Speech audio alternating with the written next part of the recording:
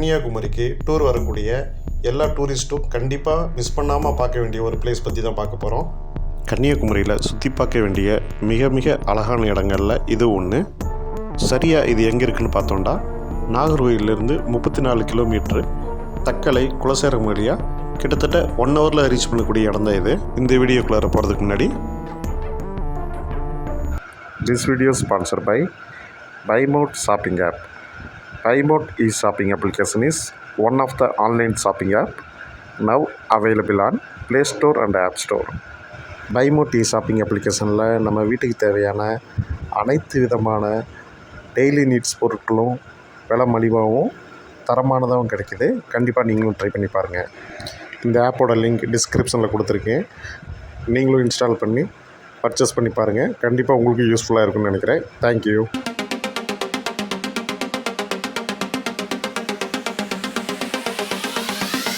நாம் இன்றைக்கி போகக்கூடிய இடத்துக்கு கன்னியாகுமரியிலேருந்து 1.5 மணி நேரத்துலையும், நாகர்கோயிலேருந்து 1 மணி நேரத்துலையும் ரீச் ஆகக்கூடிய இடம் தான் இது. கண்டிப்பாக நீங்கள் கணிச்சிருப்பீங்க. ஆமாம் மக்களே, நாம் இன்றைக்கி திருப்பரப்பு அருவி பற்றி தான் பார்க்க போகிறோம். வேலை விஷயமாக எத்தனையோ தடவை நான் நாகர்கோயிலுக்கு வந்துட்டு போயிருக்கேன். இவ்வளோ நாளாக இவ்வளோ அழகான இடத்த பார்க்காம மிஸ் பண்ணிட்டுவோன்னு சொல்லி எனக்கு கண்டிப்பாக வருத்தமாக இருந்துச்சு. நீங்களும் அந்த தப்பு பண்ணிடாதீங்க. நாகர்கோயில் கன்னியாகுமரி போனீங்கன்னா கண்டிப்பாக இந்த இடத்துக்கு விசிட் பண்ணுங்கள். இந்த அருவி பற்றி பார்த்தீங்கன்னா, கோதையாறுங்கிற ஆற்றுலேருந்து வரக்கூடிய நீர்வீழ்ச்சி தான் இது. திருப்பரப்புங்கிற இடத்துல நீர்வீழ்ச்சியாக கொட்டுது. இங்கேயே குழந்தைகளும் டைம் ஸ்பெண்ட் பண்ணி விளையாடுற மாதிரி ஸ்விம்மிங் ஃபுல்லாக அமைச்சிருக்காங்க. இந்த இடத்த சுற்றி உள்ள முக்கியமான இடம்னு பார்த்தீங்கன்னா, பேச்சிப்பாறை அணை, குளச்சல், மார்த்தாண்டம், இந்த இடங்கள்லாம் இந்த அணையிலேருந்து கிட்டத்தட்ட ஒரு 13லேருந்து 15 கிலோமீட்டர் டிஸ்டன்ஸில் அமைஞ்சிருக்கு.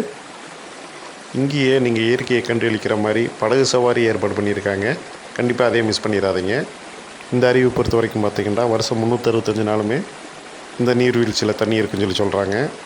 ஜூன் மாதத்துலேருந்து செப்டம்பர் மாதம் வரை உண்டான மழைக்காலங்களில் மட்டும் சில நாட்களில் தண்ணியோட வேகம் அதிகமாக இருக்கிறப்ப மட்டும் குளிக்கிறதுக்கு தடை விதிப்பாக்குன்னு சொல்கிறாங்க. இதுபோல் உள்ள மழைக்காலங்களை மட்டும் தவிர்த்துக்கிட்டு மற்ற நாட்களில் வந்தீங்கன்னா கண்டிப்பாக நீங்கள் இந்த அருவியை நல்லா ஃபேமிலியோடு என்ஜாய் பண்ணக்கூடிய இடம் தான் இது. இந்த அருவியிலிருந்து 13 கிலோமீட்டர்லேயே பேச்சிப்பாறை அணையும் அமைஞ்சிருக்கு. அதுவும் ஃபேமஸான இடம் இந்த கன்னியாகுமரி மாவட்டத்தில். கண்டிப்பாக நீங்களும் அங்கேயும் போய் உங்கள் ஃபேமிலியோடு நீங்கள் டைம் ஸ்பெண்ட் பண்ணி என்ஜாய் பண்ணலாம். இந்த அருவியோட உயரம் 50 அடிங்க. 1951ஆம் ஆண்டு கோதையாறு திட்டத்தின் கீழ் அணைக்கட்டு கட்டப்பட்டது. அங்கே தான் படகு சவாரியும் நடந்துகிட்ருக்குங்க. இந்த வீடியோ உங்களுக்கு கண்டிப்பாக யூஸ்ஃபுல்லாக இருக்கும்னு நினைக்கிறேன். தேங்க்யூ.